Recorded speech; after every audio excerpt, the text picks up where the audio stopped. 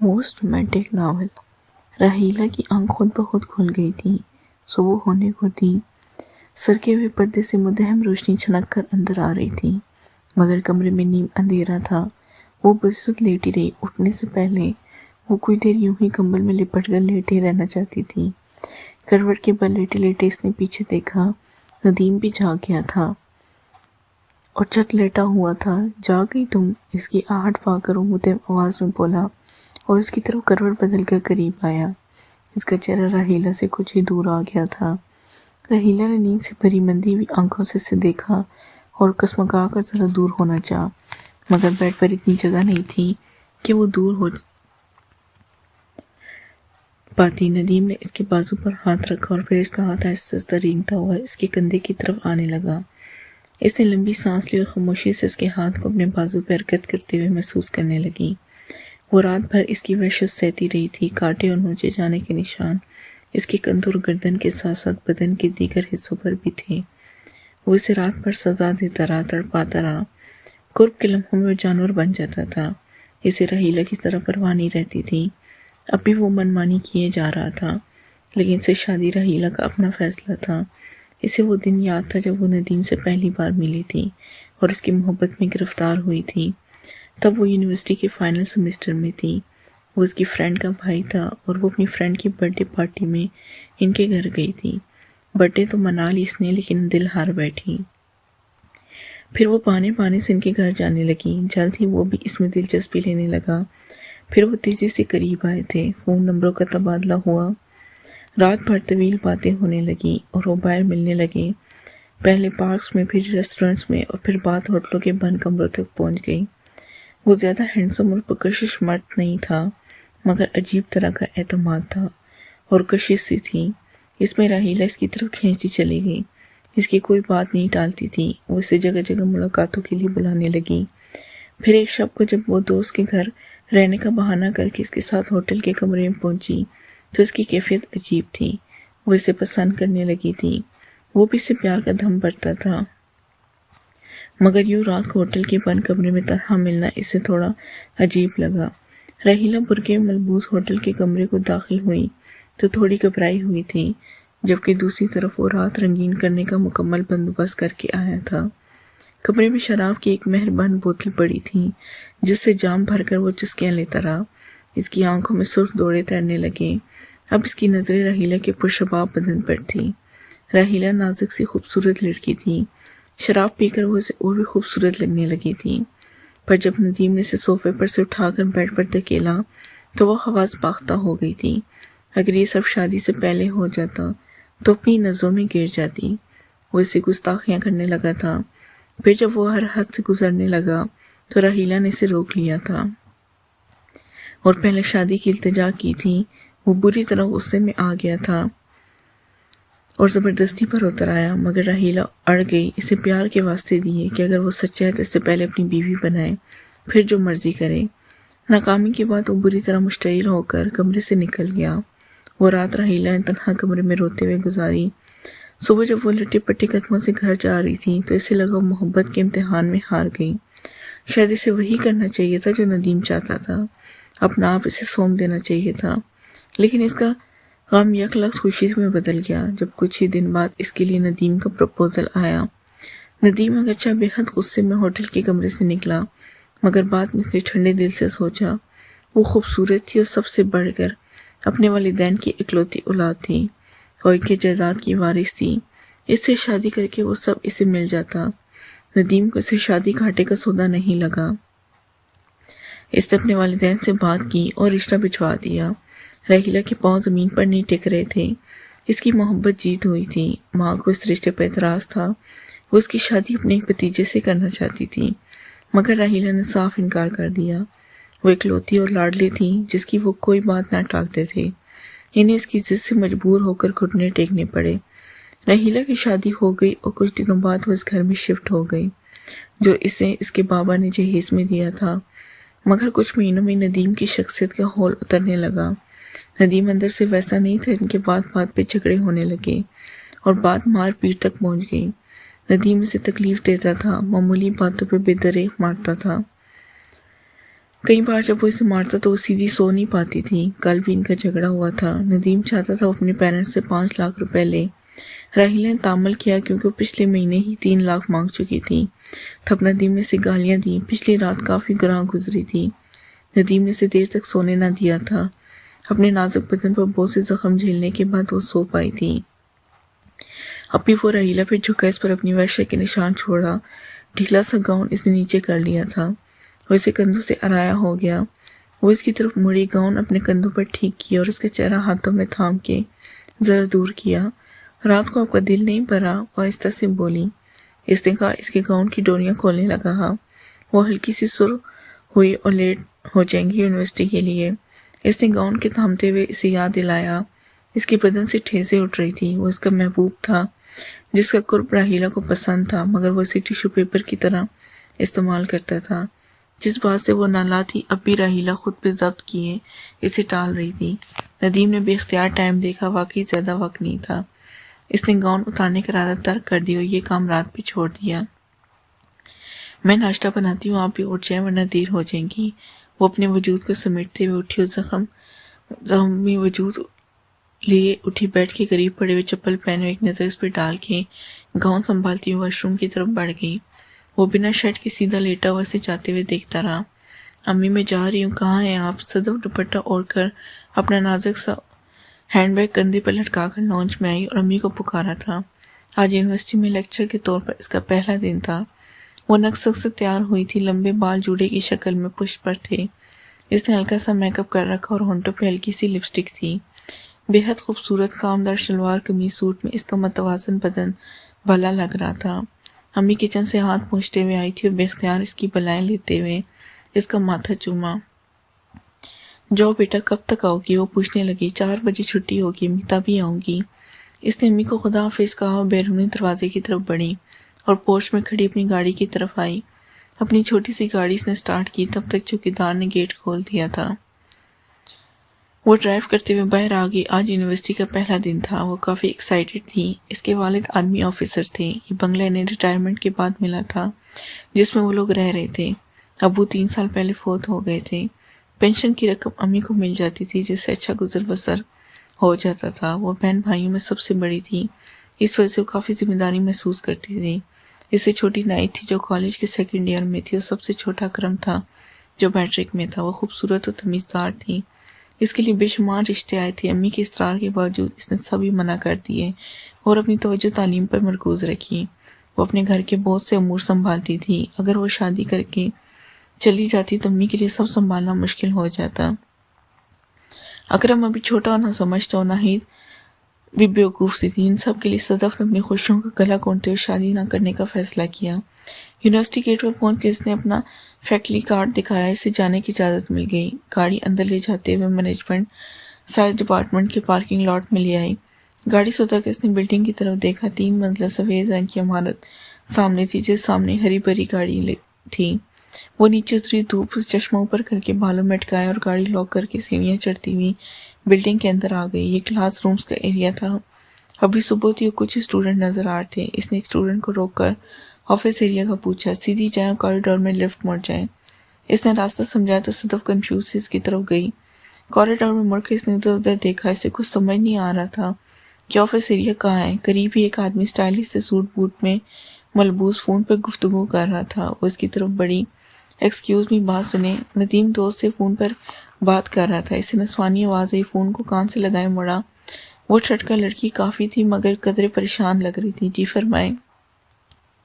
इसने एक ही नज़र में इसका जायज़ा लेते हुए कहा, इस डिपार्टमेंट का ऑफिस एरिया कहाँ है?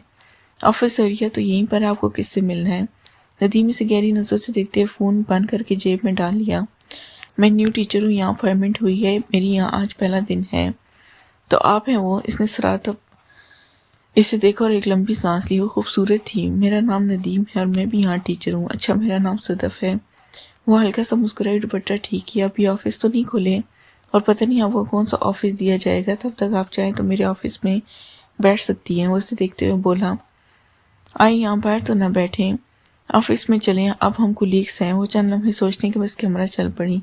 साथ चलते वो ऑफिस तक आए। नदीम दरवाज़ा खोलने लगा तो अपना बैग थामे पास ही खड़ी थी। इसके बदन से उठे वाले परफ्यूम की हल्की सी महक नदीम को आई, जिसे लंबा सांस लेकर इसने अपने अंदर जज्ब किया। इसके वजूद में हलचल सी होने लगी। नेक्स्ट पार्ट के लिए चैनल को लाजमी सब्सक्राइब करें। शुक्रिया।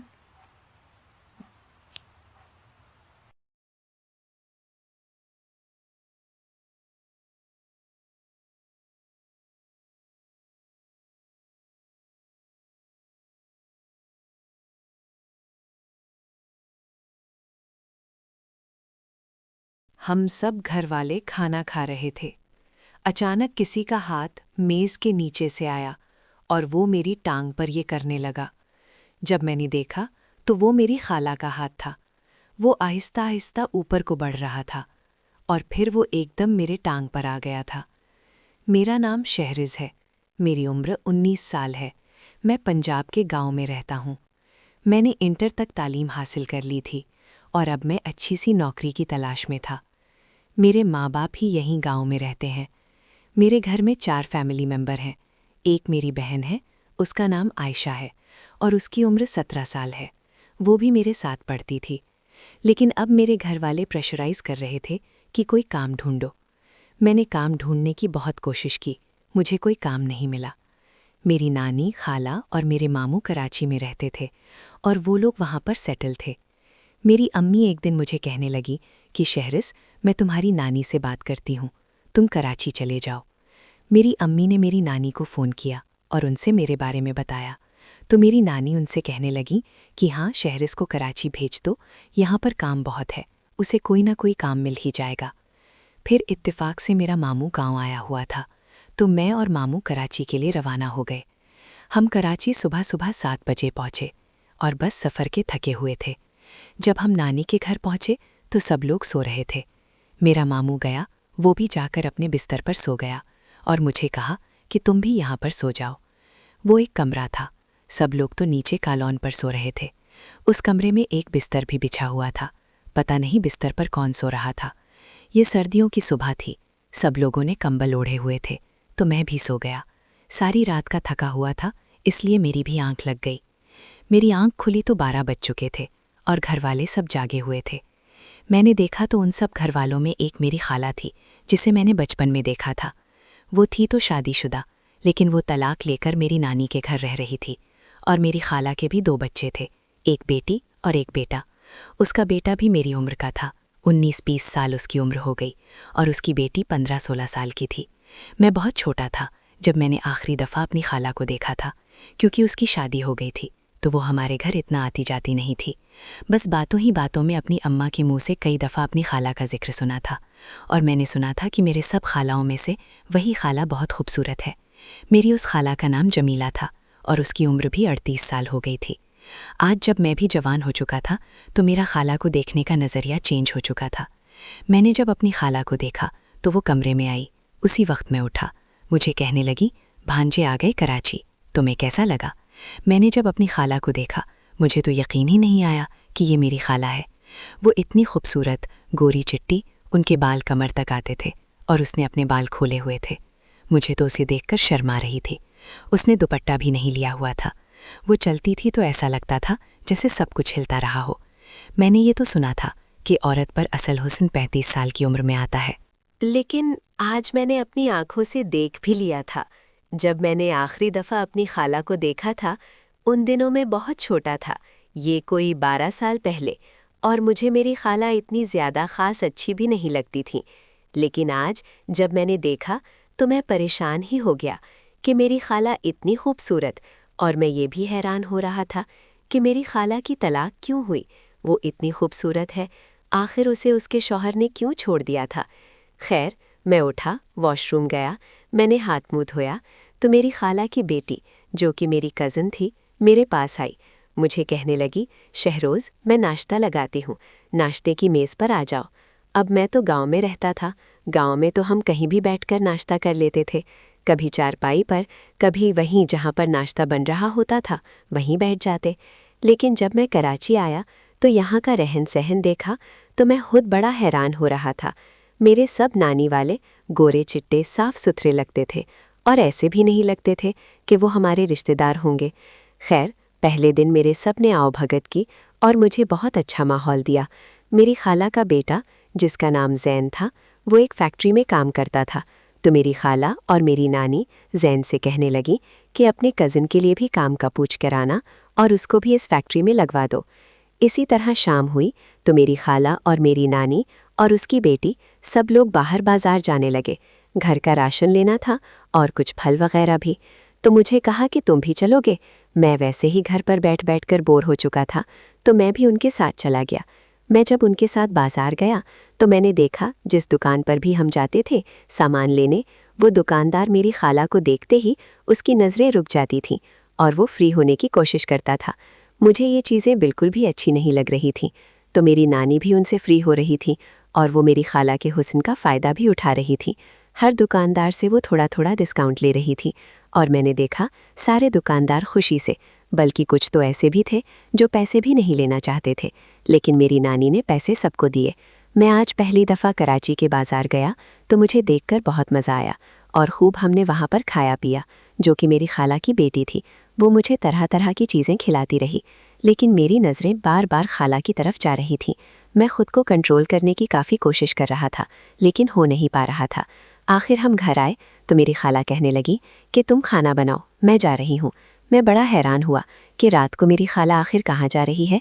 तो मेरी नानी उससे कहने लगी, तुम जा तो रही हो, इसे बोलना कि हमें घर का किराया देना है, तो आज पैसे ले आना।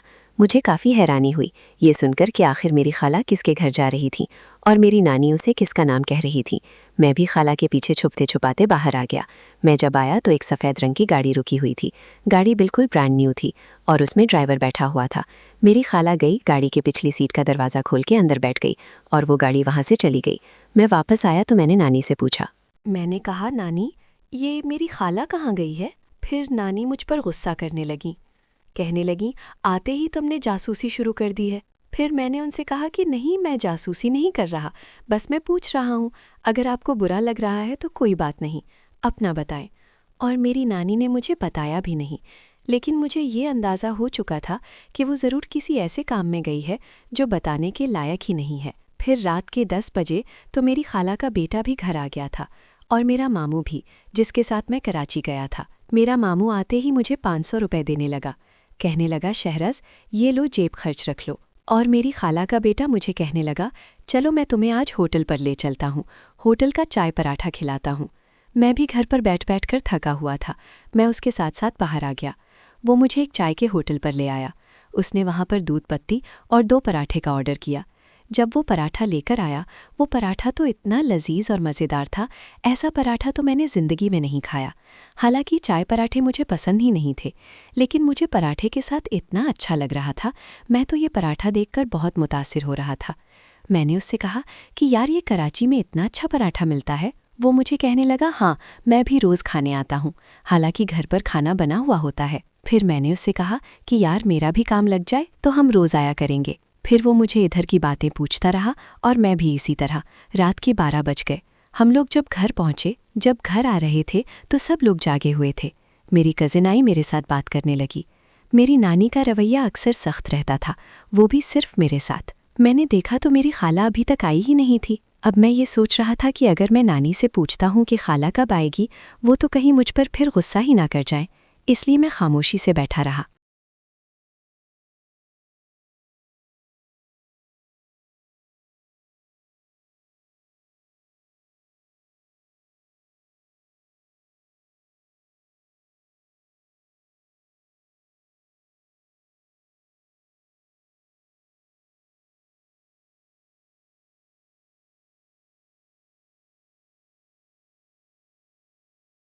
मैं क्या कर सकता हूँ, ये तो तुमने अंदर देख ही लिया था, और किस्मत से तुम्हारे साथ तो मैं और भी अच्छे तरीके से करूँगा। कबीर अपने होठों पर ज़बान फेरते हुए ऊपर से नीचे तक उसका जायज़ा लेते हुए बोलता है। बेला ये सुनते ही और पीछे हट जाती है।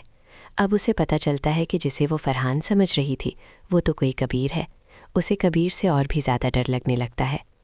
फिर क्या सोचा परी ने, मतलब बाबा की परी ने। वैसे रूम की टेंशन ना लो, एक और रूम भी है, वहाँ हमें कोई डिस्टर्ब भी नहीं करेगा और हम मज़े से मस्ती करेंगे। कबीर उसे और डराता है।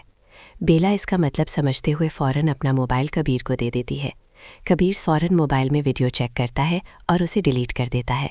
फिर मोबाइल उसे देने की बजाय अपनी पैंट की जेब में डालकर ड्रिंक बनाने लगता है। एक ड्रिंक में बेहोशी की गोली मिला देता है। बेला उसकी कारस्तानियाँ देख रही होती है।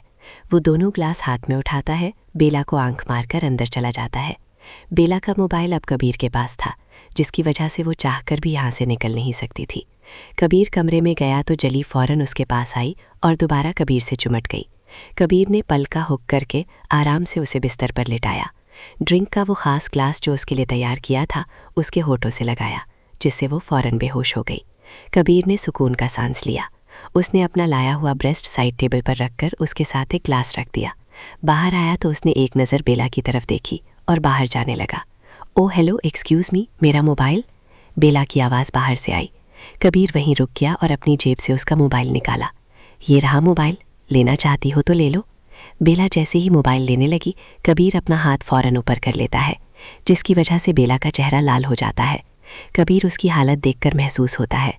लाख कोशिश के बाद भी बेला के हाथ मोबाइल नहीं आता। अब दोबारा कबीर बेला के करीब आता है। जब बेला मोबाइल लेने की कोशिश करती है तो कबीर अपना दूसरा हाथ उसकी कमर पर रखकर उसे अपने करीब खींच लाता है। उसकी हरकत पर बेला दब जाती है। इतना बदला हो गया हो, लेकिन शर्म नाम की कोई चीज़ नहीं तुम्हारे अंदर। उसकी बात सुनते ही कबीर की हंसी छूट जाती है। अच्छा, अगर तुम्हें ये मोबाइल चाहिए तो मेरा एक काम करना होगा। क्या काम? उसके पूछने पर कबीर अपना मुंह उसके मुंह के करीब करता है। छोटा सा काम डियर, यहाँ एक प्यारी सी किस चाहिए। कबीर ने होठ की तरफ इशारा किया तो बेला के होश उड़ गए कबीर की बात सुनकर, लेकिन अपना मोबाइल उसे हर हाल में चाहिए था। ये सोचते हुए वो अपने होठ कबीर की दाढ़ी के करीब ले गई और एक हाथ ऊपर मोबाइल की तरफ बढ़ाया। साथ ही अपने दांतों से ज़ोर से कबीर के गाल काटे और अगले लम्हे मोबाइल उसके हाथ में था। जब कबीर ने दर्द से आंख खोली तो सामने बेला मोबाइल हाथ में लिए उसे चिल्ला रही थी। ये देखकर उसे गुस्सा आ गया। तुमने ठीक नहीं किया, अब देखो मैं क्या करता हूँ, कबीर ने कहा। बाद में बेला को अंदाज़ा हुआ कि कबीर के साथ ही उसे घर जाना है। यही एक है जो घर छोड़ सकता है, तो उसने फ़ौरन कबीर से सॉरी कर ली। अब दोनों गाड़ी में बैठ चुके थे। लेकिन जब कबीर ने उससे एड्रेस पूछा तो उसने बैग दिखाया, जिससे उसे अंदाज़ा हुआ कि ये फ्लॉक सोसाइटी का घर है। कबीर ने गाड़ी के शीशे में खुद को देखा तो अपने गाल पर लाल निशान पाया। देखकर उसे वो सीन याद आ गया। लड़की बहुत मासूम और डरपोक लग रही थी।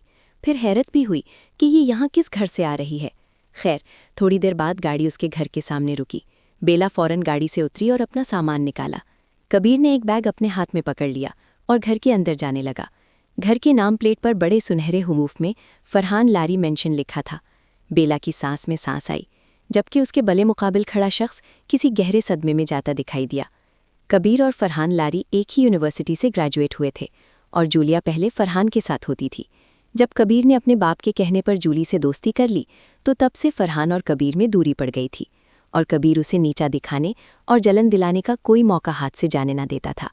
शुक्रिया, अपनी मंजिल पर पहुंच गए, बेला ने भूले हुए सास के साथ कहा, जिसकी बात सुनकर कबीर ने होश की दुनिया में कदम रखा। फरहान को जलाने के लिए बेला के पीछे आता है और जानबूझकर उसे पीछे धकेल देता है, जिससे बेला कमर के बल नीचे गिर जाती है। इंसान, तुम में कमीज़ नहीं है, हाय मेरी कमर, बेला गिरते हुए चीखती चिल्लाती लगी। तुम तो खुद गिरी हो और ऊपर से मुझे गालियां सुना रही हो। स्टूपिड गर्ल, यही सीख कर आई हो पाकिस्तान से। कुछ दिन मेरे पास रहेगी ना तो सीधा कर दूंगा तुम्हें। खैर, आओ तुम्हारी मदद करता हूँ। ये कहते हुए कबीर ने अपना हाथ आगे बढ़ाया, लेकिन बेला ने ठुकरा दिया। ऐसा करने से कबीर की अना बीच में आ गई और फ़ौरन उसे अपनी बाहों में उठाकर अंदर की तरफ रवाना हो गया। जैसे ही वो अंदर दाखिल हुए, वो एक बहुत बड़ा हॉल था, लेकिन अंधेरे की वजह से ठीक दिखाई न दे रहा था। कबीर ने एक सोफे पर बेला को लिटाया, लेकिन दर्द हद से बाहर था, जिसकी वजह से बेला ने अपना मुंह सोफे की तरफ कर लिया और आंखें बंद कर लीं।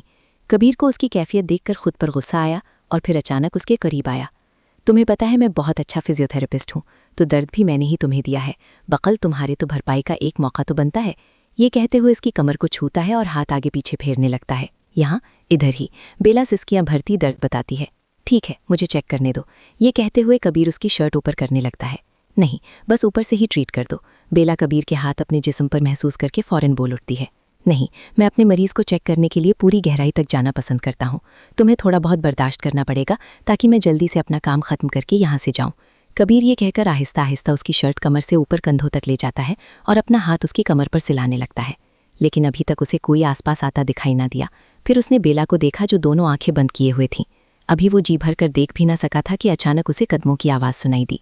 मतलब कबीर को जिस लम्हे की शिद्दत से इंतज़ार था वो आ पहुंचा था। कबीर अचानक बेला की कमर के करीब अपना चेहरा ले गया।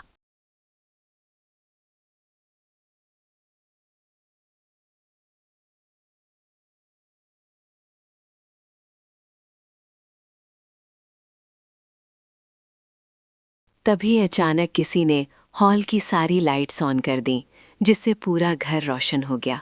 ये क्या हो रहा है? लारी साहब की आवाज़ जैसे ही उन दोनों के कानों में पड़ी तो कबीर फौरन सोफे से उठकर खड़ा हो गया। बेला जैसे ही लारी साहब से मिलने आती है तो हाथ के इशारे से उसे रोक देते हैं। खबरदार, जो तुमने कदम भी आगे बढ़ाया। उनकी आवाज़ में इतनी गरज थी कि बेला खुद ब खुद पीछे हट गई। Hello uncle, I am Kabir Khanzada. Kabir अपना हाथ आगे बढ़ाता है। जब लारी साहब वापस चले जाते हैं, कबीर अंदर ही अंदर जश्न मना रहा होता है, क्योंकि इस बार भी उसने फरहान लारी को शिकस्त दे दी थी। उसकी नज़र बेला पर पड़ती है, जो मोटे मोटे आंसू बहाकर रो रही थी। सॉरी लिटिल गर्ल, ये करना बहुत ज़रूरी था, लेकिन तुम नहीं समझोगी। कबीर दिल में बेला से अफसोस करता है। इतनी देर में लारी साहब दोबारा आते दिखाई देते हैं और इस बार उनके हाथ में एक मोबाइल होता है। लो, अभी तुम्हारी करतूत बताता हूँ तुम्हारे बाप को। ये कहकर फ़ौरन शाह साहब को कॉल मिलाने लगते हैं, लेकिन उनका नंबर बन जा रहा था। चाचू, देखा आपको कोई गलतफहमी हुई? ये एक फितरत है जो कोई भी तुम उसके साथ जाओगे और इस घर में तुम्हारे जैसे गंद बर्दाश्त नहीं किया जाता। डैड, लारी साहब भी कह रहे हैं ना कि पीछे से फरहान की आवाज़ आती है। कबीर अब अलर्ट हो जाता है, क्योंकि कहानी में ट्विस्ट लाने की बारी फरहान की थी। फरहान जैसे कबीर को देखता है तो गुस्से की वजह से उसकी रगें फूल जाती हैं। कबीर भले मज़े से इस ख़ानदान की लड़ाई एंजॉय करता है। फरहान कबीर को जलाने के लिए बेला के करीब चला जाता है। डैड, आप शायद भूल रहे हैं कि बेला मेरी मंगीकर है और बहुत जल्द हमारी शादी होने वाली है ना। बेला फरहान के पास जाती है और सॉरी, सलाम करना तो भूल ही गई। हाय, मेरी फरहान लारी, तुम्हारा होने वाला शौहर, मतलब मैं खुदा। फरहान कबीर को देखते हुए दांत पीस कर बोलता है, तुम तो और भी ज़्यादा खूबसूरत हो गई हो।